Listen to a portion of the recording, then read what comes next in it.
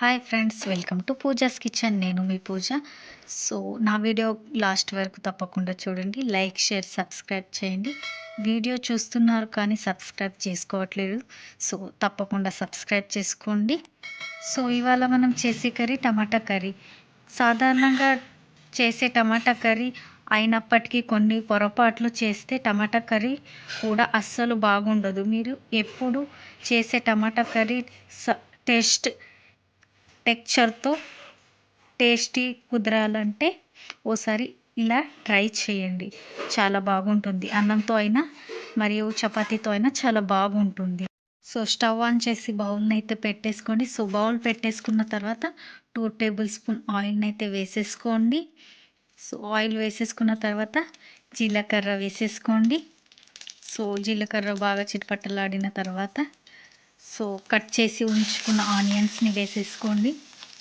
And ఆ తర్వాత 1 table spoon అల్లం వెల్లుల్లి పేస్ట్ని వేసేసుకోవండి. సో ఆ తర్వాత ఒక 2 పచ్చిమిర్చిని కట్ చేసి వేసేసుకోండి. సో వేసేసుకున్న తర్వాత బాగా మిక్స్ చేయండి.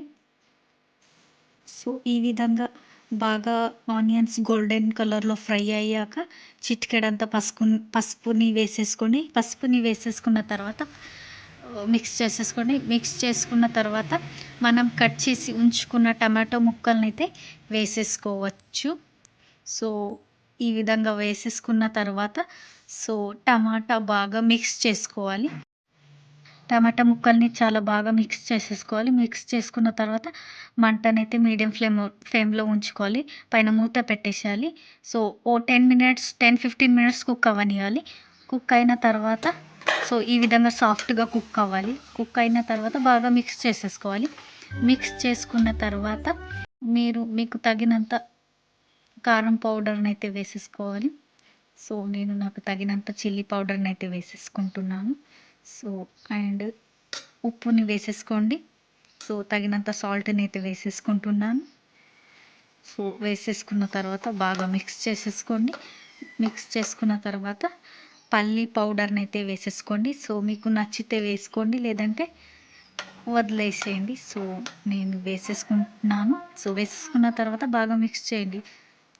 సో ఒక 5 మినిట్స్ అలాగే వదిలేసిన తర్వాత మిక్స్ చేసేసుకోవాలి. మళ్ళీ మిక్స్ చేసుకున్న తర్వాత కొత్తిమీరనైతే వేసేసుకోండి.